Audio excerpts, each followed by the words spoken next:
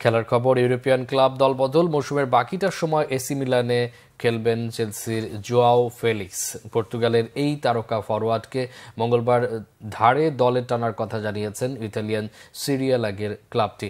চুক্তিতে ফেলিক্সকে পাকাপাকিভাবেই কিনে নেওয়ার কোনো ধারা রাখা হয়নি।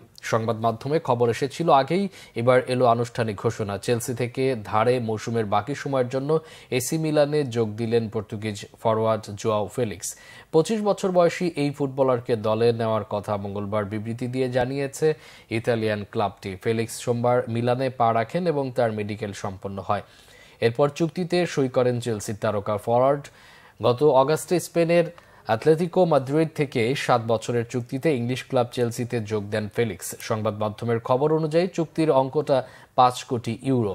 2022-23 মৌসুমের দ্বিতীয় ভাগেও ধারে চেলসিতে খেলেছিলেন ফেলিক্স। দ্বিতীয় দফায় স্টামফোর্ড ব্রিজে এসে প্রথম ম্যাচে গোল পেলেও এনজো মারেক্সার কোচিংয়ে লিগে মাত্র 3টি ম্যাচে শুরুর একাদশে খেলার সুযোগ পান। লিগে সেবার 12 ম্যাচে ওই একটি গোল করেছিলেন পর্তুগিজ ফরওয়ার্ড। মিলানে ফেলিক্স পেয়েছেন 79 নম্বর জার্সি। বুধবার ইতালিয়ান কাপের কোয়ার্টার ফাইনালে রোমার বিপক্ষে ম্যাচেই অভিষেক হতে পারে তার।